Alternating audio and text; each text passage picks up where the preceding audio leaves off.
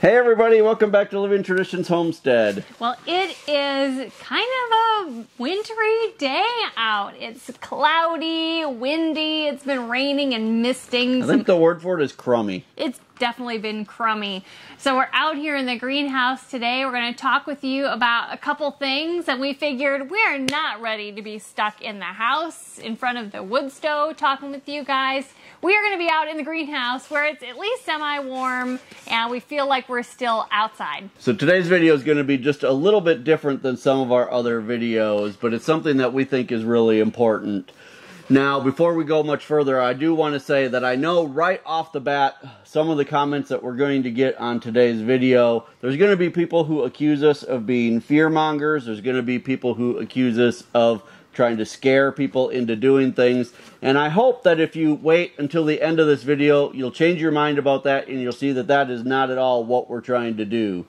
But there is something serious going on that we need to talk to you guys about, and that's what we're going to do today. We're going to start by looking at just a few headlines out of the current news. So the first article is from ABC News, and it says, "What's causing America's supply chain disruptions?" The most important part of this article, I think, is that it says right here, Moody's Analytics has warned that it will likely get worse before it gets better. The next one is from Fox News. Food prices will continue to surge amid supply chain crisis, restaurant owners warn. Former Home Depot CEO warns supply chain crisis is becoming an emergency. It's not getting better.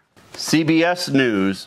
Hospitals struggle with drug shortages as supply chain issues persist. Another CBS News.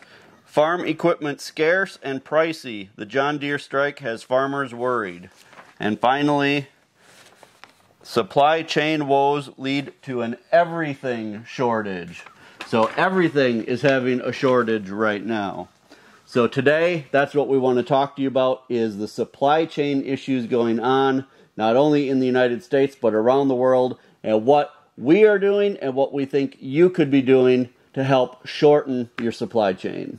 This video is not about politics. This is not an argumentative video about why the shortages are happening, and because honestly, we can't do anything about why the shortages are happening.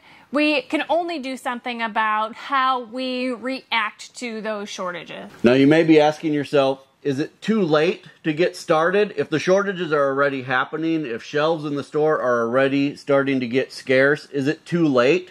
I mean, typically this is the time of year when, farmers have just finished their harvests and the stores are really loading up for the holidays. And normally this time of year things are so plentiful. But you may have noticed that things are different this year. The good news is we don't think it's too late. There are little things that everybody can do to get their own house in order to start shortening the supply chain for your own family. So normally in a video like this, what I would be saying is you need to plant a garden because you need to be growing your own food. But you guys, it's the end of October. This isn't the time to be starting gardens unless you have a greenhouse like this, unless you live on the other side of the globe like Australia. So is it really too late? The good news is it's not too late to start raising some animals. And I know a lot of you are going to kind of shut off right now and think we can't possibly raise animals where we are. Maybe we live in town. Maybe we just don't have enough land for it. But we want to talk to you guys today about some of the animals that you can raise, that are pretty easy to raise, and that you can raise on just about any size property. When we lived in the city in Gilbert, Arizona, when we started this whole thing 10 years ago now, we've been doing this, we started in a tiny little backyard in a I don't think our backyard was even as big as this greenhouse, honestly. No way. And we had an HOA, so we were really limited as to what we could have in our yards and even in our backyards, even though nobody could see it. But even with those restrictions, there are a couple things that we could have, and we actually did start raising as far as meat animals in our tiny little residential neighborhood. The first thing that we started raising, and it's been a while since we talked a lot about rabbits, but we have raised a ton of rabbit meat in our homesteading lifetime. And the primary reason is because they're easy, they're quiet, You can pretty much raise them anywhere, and overall, they're very inexpensive. Now, the other thing that is super easy to raise in town is quail. As you guys know, I've raised a lot of quail in the past. I've just recently gotten back into raising quail, and it is something that I highly encourage all of you to raise, but especially those of you who are in town. Even in an apartment, you can raise quail right indoors. I mean, they're even easy enough that you could process them right in your kitchen if you wanted to. So quail is something that is super easy to raise. You can raise them. They don't make much noise at all. If they make any noise, people aren't even going to know that they're a food animal. Right, they sound like a bird. Yeah, they're just going to sound like any other bird that you have around. They don't crow like a rooster. They're very quiet. They take up very little space. They're enjoyable to raise. I actually really enjoy them. In fact, one of the main reasons I got back into raising them right now is because I just enjoy having them on the farm. So you can raise them for eggs and meat, and they supply a great source. But the most important thing is that they grow super fast. If you're living in an area where you can have maybe just a couple hens, we also really encourage you to have, 4, 5, 6 laying hens to not only provide you with some eggs, but if it comes down to it, you guys, you can use them for meat as well. We've chosen to talk with you guys about 3 animals that are inexpensive to raise and to feed. And we did some figuring and looking into how much feed it would really, math. Yes, how much feed chickens, rabbits, and quail would eat in a month, so we could really just give you guys an idea. Because the thought of raising those, if you've never raised animals for meat before, it might be a little overwhelming, and you might not have any idea really how little they eat and how really affordable they are. So let's start with chickens. Chickens are a very easy animal to raise, and more and more places are allowing people to have chickens. If you live in a place that doesn't allow chickens, but you think you can get away with it, I'm not telling you to break the rules, but I'm saying it may be worth it. Right. So, let's talk about chickens. If you have 4 chickens, which is what a lot of cities and things are allowing these days, that you can have 4 or 5 chickens. Chickens eat on average about 1/4 pound a day. In a situation like we're in now, I would encourage you to actually weigh out their food and know how much you're giving them each day so that you can stay on a budget. So about 1/4 pound of feed per day. So if you had 4 chickens, that's 1 pound of feed a day. If you went out and bought 4 bags of chicken feed, 50-pound bags of chicken feed, which is a normal bag, that would last you a little over 6 months on 4 bags of feed. So let's just say in your area, chicken feed is about $20 a bag. So $80 to raise those chickens for 6 months and get all of the eggs that you need from those chickens. Now, I would encourage you to start with chickens that are old enough to be laying so that you don't have to, wait the 6 months before they start laying. But that's completely up to you. If you can get chicks and you want to start with chicks, do that. But know that you'll be waiting 6 months before they start laying eggs. Now, rabbits are a little bit different than chickens. They eat a little bit more. Your breeder rabbits or your full-grown rabbits are going to eat about 1/3 pound a day. That's going to be different if you're raising baby rabbits up to butcher age, but I can tell you that from birth to butcher age of a rabbit, you're going to spend anywhere from $5 to $7 worth of feed per rabbit, which really is not that bad. Right. Think about it this way. That one rabbit will be a meal for your family. So say you spent $7 on that rabbit to get it from the time it was born till the time when it's ready to butcher. $7 for that meal for your family. Even say you throw in a few other things, some potatoes, whatever. You got $10 in your meal. How much would you spend on your family to go out to eat for a meal? A lot more than $10. Even going to the grocery store to buy the equivalent is going to be way more than $10. And what if you go to the grocery store and there's nothing there? It's going to make that $10 rabbit that you have at home seem awful good. The next thing we're going to talk about is quail. Quail is another thing that, like I said, they grow super fast. They're very economical to raise. And they're another dual-purpose animal just like the chickens. And really the rabbits too, because rabbits, they may not give you eggs, but they give you great fertilizer for next summer's garden. So I would consider rabbits a dual-purpose animal as well. So on average, quail eat only about 1 ounce of food per day per bird. So in my calculations, I figured if you keep 25 quail, you can raise those 25 quail for an entire month on one bag of feed. So say again, $20 for a bag of feed, you're looking at $20 to raise 25 quail. Now, out of those 25 quail, you're going to get about an egg a day. So say 2 dozen eggs a day out of those 25 quail, or let's just say 1.5 eggs a day out of those 25 quail. Of course, quail eggs are a lot smaller, so that's about a half dozen chicken eggs a day out of those quail. That's still really good. So let's say your budget only allows for you to go through one bag of feed a month. So instead of keeping 25 quail just for eggs, say you keep a dozen for eggs, you incubate half those eggs every month, and you raise those 12 quail for meat. So now you're still going through one bag a month because you're raising about the same amount of quail, but now you're getting meat and eggs that you can raise right in your, in your house, in your garage, wherever, and it's going to be a great source of meat. Quail will go, first of all, they only take 15 to 18 days to hatch, but then they're up to butcher size in only about 6 weeks. And they start laying eggs at about that same time. So quail are super fast. They go through their entire life cycle super fast, and you can start benefiting from them, within 6 weeks of getting some baby chicks. So I want to change the subject a little bit and talk about shopping. Now, the store shelves are starting to run out of things. So I'm not telling you to go and hoard food. I'm not telling you to go and just fill your pantries with food because, like we said before, we're not trying to be fear mongers. We're not trying to get your anxiety up, but we do want you to start thinking about how you can feed your family coming up if the shelves are bare. And how can you feed your family the most nutritious type of food so that they can stay healthy and their bellies stay full? So I encourage you to do a couple of things. Go to the stores and buy things, if they're available, that are the most nutritious that you possibly can.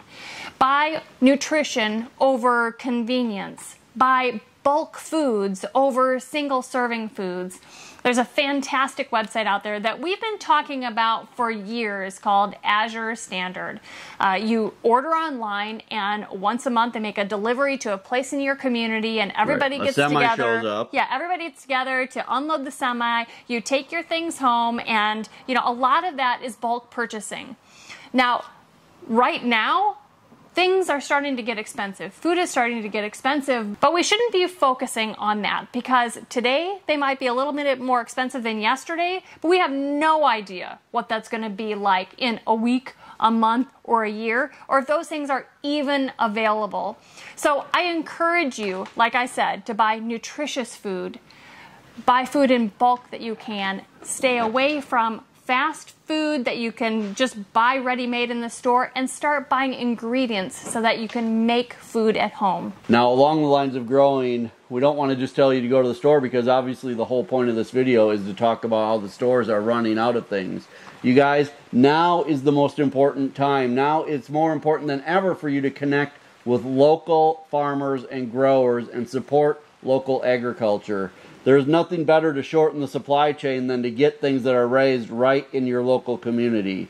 Obviously, the absolute best and the things that we promote the most is for you to do it yourself, because the shortest supply chain is right from your own backyard to your kitchen table. But if you can't do that or don't want to do that, at least look for people in your area that are selling things that you can buy directly from them. You may think that the cost from a local farmer is a lot more expensive than your local grocery store. But as those prices start to creep up at the grocery store, first of all, you're going to see those prices start to get a lot closer together. But here's the thing, you guys. If you support local agriculture, that small farmer can keep raising food so that when you need it, it's actually there.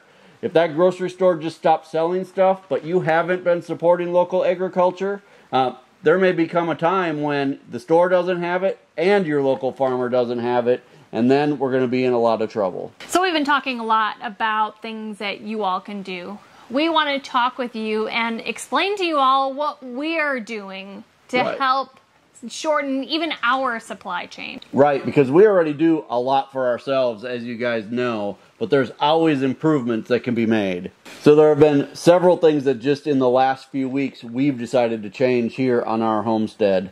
The first, I already shared with you guys a few weeks ago, and that is that I'm getting back into raising quail. For all of the reasons that I talked to you guys about earlier in this video, they're fast to raise, they're economical, they provide meat, they provide eggs, and of course because I enjoy raising them, but most importantly because they are a good source of food for our family. We're also scaling back up with rabbits. We haven't talked a lot about rabbits recently, and honestly, we have scaled way back over the last couple years because we have been raising other types of meat for ourselves, and we just needed a break. Sometimes you just need a break. But we are now planning to increase our herd again so that we can begin raising rabbits. Rabbits are also fast meat. They are very inexpensive. They're dual purpose, manure and meat. They're clean, easy to raise. And you can raise both of those things just about anywhere. Right. The other thing that we have changed on our homestead is we are now 100% committed to being what we're calling a no-waste homestead. That means nothing around here goes to waste. All of our extra milk from our cow that we're not either using or turning into something for us is going directly to our animals. All of our food scraps. No longer is anything that can possibly be consumed by one of the animals on the homestead going to ever end up in a trash can.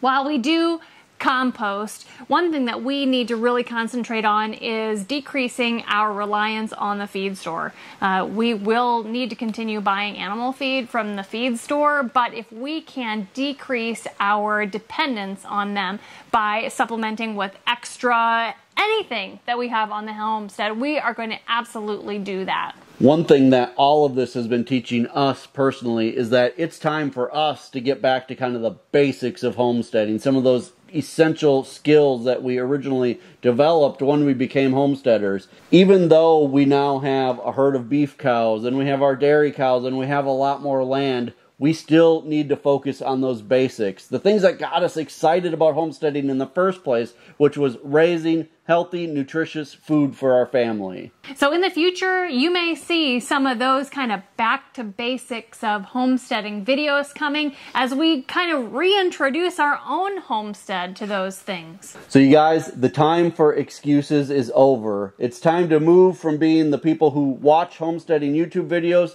to actually being homesteaders. If you've been on the fence about getting some chickens or raising some rabbits or raising some quail or doing a garden, anything, now is the time for you to actually do it. And we hope that we can be a part of your resources to learn how to do those skills. So you guys, I hope after watching this video you learned that we're not trying to fearmonger. We're actually trying to teach you guys that there is a different way to live. We're going on 10 years now of living a homesteading lifestyle, of trying to be as self-sufficient as possible, and even us in these times need to take a step back and reevaluate how we're doing things and what we're doing and how we're providing for our family. And we hope that you will do the same thing, whether it's on a big scale or a small scale.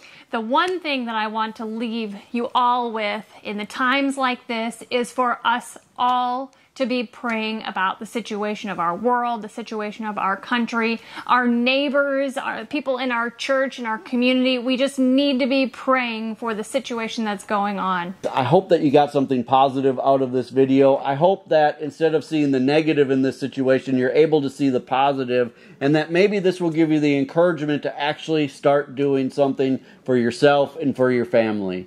Hey, if you're enjoying our videos and you're enjoying the content on our channel, I hope that you'll hit that subscribe button below. We are excited to have you guys along as we kind of move into this phase of getting back to the basics of homesteading. Remember that the absolute best way that you can help us is by sharing our videos on all of your social media. And until next time, thank you so much for stopping by our homestead. Take care, and God bless. God bless.